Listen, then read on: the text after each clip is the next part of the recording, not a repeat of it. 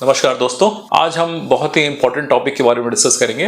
तो आज का हमारा वीडियो है डिस्कशन का ओबेसिटी, जिसको कि नॉर्मल बोलचाल में मोटापा भी बोलते हैं। तो आइए जानते हैं कि ओबेसिटी क्या होती है या मोटापा क्या होता है, इसके क्या कॉम्प्लिकेशन होते हैं और इसके क्या लक्षण हैं और इससे कैसे बचाव करें। तो वन बाय वन हम डिस्कस करेंगे ओबेसिटी। तो जैसा कि हम सब जानते हैं कि पहले प्राचीन काल में या पहले के जमाने में ये माना जाता था कि जो बहुत ज्यादा मोटा होता था तो उसको तंदुरुस्त माना जाता था। मतलब ये कहते थे कि जो बहुत ज्यादा मोटा है वो बहुत ताकतवर है, तंदुरुस्त है।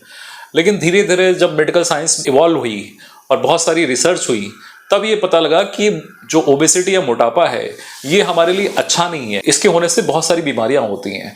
एक लिमिट तक तो हष्ट पुष्ट आदमी रहता है, तो कंट्रोल रहता है, तो सब सही रहता है। लेकिन जब पेशेंट ओबीज हो जाता है या मोटापा पेशेंट को हो जाता है या किसी भी व्यक्ति को मोटापा होता है, तो इसके बहुत सारे दुष्परिणाम होते हैं या बहुत सारे हानिकारक लक्षण होते हैं। तो आइए डिस्कस करते हैं कि ओबेसिटी या मोटापा हमारे लिए किस तरह से नुकसानदेह है। तो सबसे पहले हम ये जानेंगे कि ओबेसिटी होती क्या है या मोटापा क्या होता है। कब हम कहेंगे कि हम ओबीज हैं या मोटापा हमको है या कब नहीं है।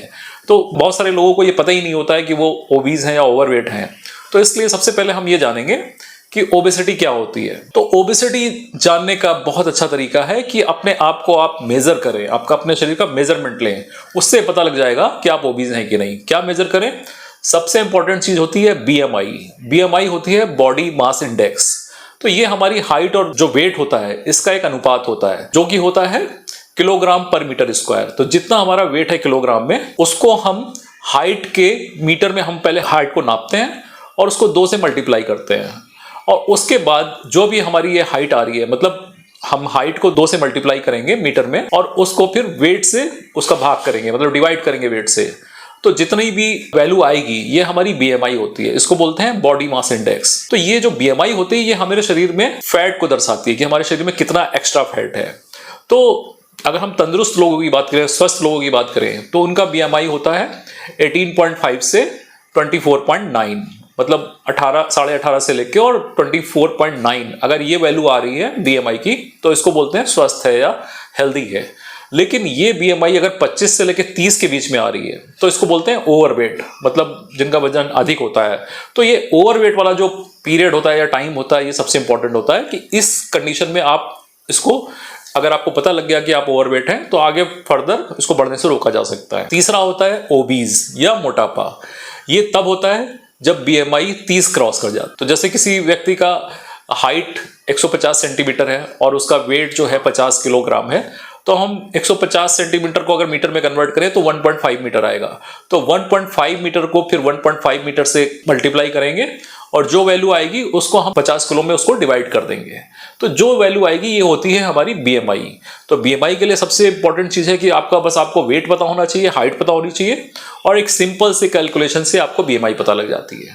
तो बीएमआई जैसा मैंने बताया कि 18.5 से 24.9 है, तो ये स्वस्थ की कैटेगरी में आती है, नॉर्मल बीएमआई आता है। 25 से लेके 30 के बीच में जो बीएमआई आती है ये ओवरवेट होते हैं और जो 30 से ज्यादा होते हैं वो ओबीज होते हैं। एक कैटेगरी और होती है मॉर्बिड ओबेसिटी, जो अत्यधिक मोटे लोग होते हैं उनमें होता है 40 से ज्यादा। तो अगर 40 से ज्यादा बीएमआई है तो ये मॉर्बिड ओबेसिटी की कंडीशन में आता है, जो कि बहुत ही खतरनाक कंडीशन होती है जिसमें बहुत सारे कॉम्प्लिकेशन होते हैं। तो ये बीएमआई से हम पता लगा सकते हैं कि हम किस श्रेणी में आते हैं, हम नॉर्मल हैं, ओवरवेट हैं या फिर हम ओबीज हैं। दूसरा एक बहुत ही अच्छा तरीका है मोटापे को नापने का, आपका वेस्ट सरकमफ्रेंस।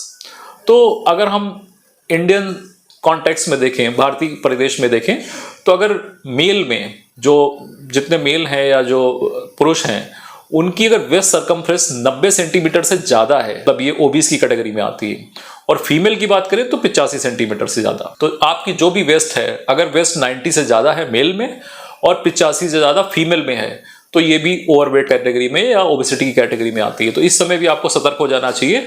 तो वेस्ट सरकमफ्रेंस सबसे इंपॉर्टेंट है। वेस्ट सरकमफ्रेंस कैसे नापते हैं? जो भी आपकी पैंट का या जीन्स का साइज है वो आपकी वेस्ट सरकमफ्रेंस बताता है। अगर आप 32 इंच की पैंट पहनते हैं तो ये जो है एक आपको वेस्ट सरकमफ्रेंस बताता है। इसको आप सेंटीमीटर में कन्वर्ट कर लीजिए।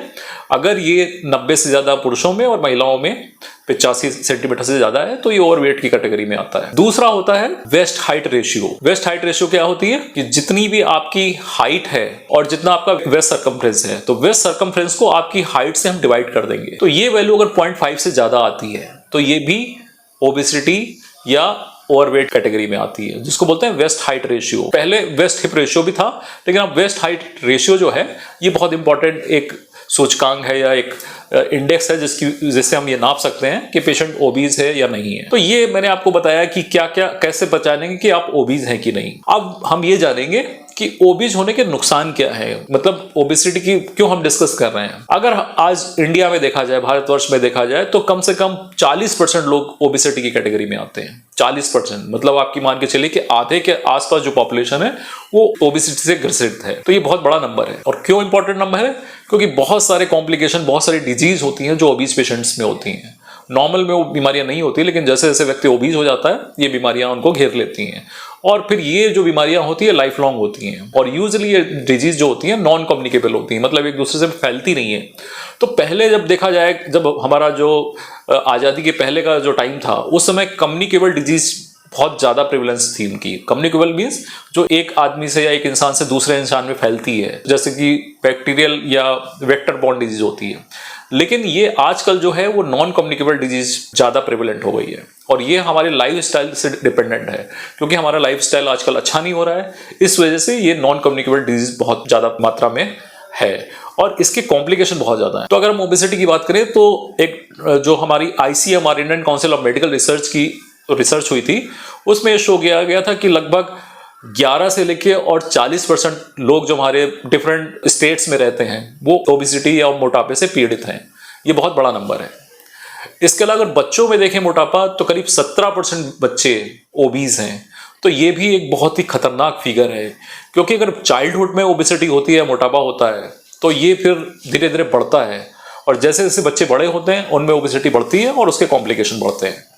तो इसलिए ये ओबेसिटी को जानना बहुत जरूरी है, क्योंकि इसकी प्रेवलेंस ज्यादा हो रही है और इसके बहुत सारे कॉम्प्लिकेशन होते हैं। अब जानते हैं कि ओबेसिटी के कॉम्प्लिकेशन क्या हैं, क्यों हम ओबेसिटी डिस्कस कर रहे हैं। तो अगर ओबेसिटी की बात करें तो ये बहुत सारी नॉन कम्युनिकेबल डिजीज को बढ़ाती है। सबसे इंपॉर्टेंट चीज की अगर बात करें तो सबसे इंपॉर्टेंट चीज है कार्डियोवास्कुलर डिजीज। कार्डियोवास्कुलर डिजीज मतलब हार्ट से और ब्लड वेसल से रिलेटेड जितनी भी बीमारियां होती हैं ये ओबीज लोगों को ज्यादा होती हैं।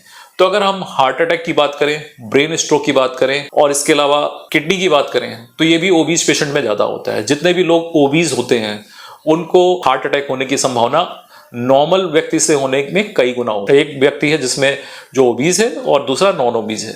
तो जो नॉन ओबीज होते हैं उनमें हार्ट की प्रॉब्लम कम होती है in compare to obese patients. Similarly जो ब्रेन स्ट्रोक होता है ये भी ओबीज लोगों में ज्यादा होता है। इसके अलावा डायबिटीज एक बहुत इंपॉर्टेंट कॉम्प्लिकेशन है ओबीज होने का। जैसे जैसे व्यक्ति ओबीज हो जाते हैं, उनका वेट बढ़ जाता है, उनके डायबिटीज होने की पॉसिबिलिटी बढ़ जाती है। इसके अलावा एथेरोस्क्लेरोसिस डिजीज होती है जो कि वेसल्स में ब्लॉकेज हो जाता है, तो ये भी ओबेसिटी एक इसका बहुत बड़ा कारण है। इन सब बीमारियों के अलावा कुछ कैंसर भी हैं जो ओबीज पेशेंट में ज्यादा देखे गए हैं। तो इन कैंसर की बात करें तो कोलन कार्सिनोमा मतलब जो आंतों का जो कैंसर होता है, इसके अलावा ब्रेस्ट कार्सिनोमा, यूट्राइन कार्सिनोमा और रीनल कार्सिनोमा मतलब किडनी का कार्सिनोमा। तो अगर मेजर हम बात करें तो कोलन कैंसर, ब्रेस्ट कैंसर और इसके अलावा किडनी का कैंसर ये और यूट्राइन कैंसर, ये 4 कैंसर ओबीज लोगों में ज्यादा देखे गए। रिसर्च में पाया गया है कि ये कैंसर इन सब ओबीज लोगों में ज्यादा होते हैं। तो ओबेसिटी का इससे एसोसिएशन पाया गया है बहुत सारी रिसर्च में। तो ये सारे कॉम्प्लिकेशन होते हैं। इसके अलावा जो ओबीज के कॉम्प्लिकेशन होते हैं उसमें ऑब्स्ट्रक्टिव स्लीप एपनिया, जब आदमी बहुत ज्यादा ओबीज हो जाता है तो उसकी जो सांस की जो एयरवे होता है वो ऑब्स्ट्रक्शन होता है, जिसकी वजह से पेशेंट को खराटे बहुत ज्यादा आते हैं। और अगर बहुत ज्यादा बढ़ जाता है तो इसको ऑब्स्ट्रक्टिव स्लीप एपनिया होता है। ऑब्स्ट्रक्टिव स्लीप एपनिया क्या होता है? इसमें पेशेंट रात में पूरी तरह से सो नहीं पाता है, उसमें बीच बीच में उसकी नींद टूटती है। क्यों टूटती है? क्योंकि उसकी सांस रुक जाती है बीच बीच में, कुछ सेकंड के लिए उसको एपनिया होता है, मतलब ब्रीथ होल्डिंग हो जाती है और वो सांस पूरी तरह से नहीं ले पाता है। तो ये भी एक बहुत बड़ा कॉम्प्लिकेशन है ओबेसिटी का। इसके अलावा कुछ मैकेनिकल कॉम्प्लिकेशन होते हैं ओबेसिटी के, जैसे कि ऑस्टियोआर्थराइटिस। ऑस्टियोआर्थराइटिस उन पेशेंट्स में ज्यादा होती है जो ओबीज होते हैं, स्पेशली नी की ऑस्टियोआर्थराइटिस, घुटनों में जो गठिया रोग होता है ओल्ड एज में ऑस्टियोआर्थराइटिस होती है, ये ओबीज पेशेंट में ज्यादा होता है। क्योंकि ये ओबीज होते हैं, इनका वेट ज्यादा होता है, सारा वेट नी पे आता है या हिप जॉइंट पे आता है, तो ऐसे लोगों में ओबेसिटी की वजह से ऑस्टियोआर्थराइटिस हो सकती है। तो ये सारे कॉम्प्लिकेशन ओबेसिटी के हमने देखे। हार्ट की प्रॉब्लम, किडनी की प्रॉब्लम, मेटाबॉलिक प्रॉब्लम और इसके अलावा कुछ कैंसर, तो ये ओबीज लोगों में ज्यादा होते हैं। तो ये सब मैंने आपको बताया कि ओबेसिटी क्या है, इसके क्या लक्षण होते हैं और इसके कॉम्प्लिकेशन क्या होते हैं। तो ये मैंने आपको इंपॉर्टेंट जानकारी दी है। अगर आपको ये जानकारी पसंद आए या ये वीडियो आपको पसंद आए तो कृपया करके इसको ज्यादा से ज्यादा लोगों तक शेयर करें ताकि और लोगों तक भी ये इंपॉर्टेंट इन्फॉर्मेशन पहुंच सके। धन्यवाद।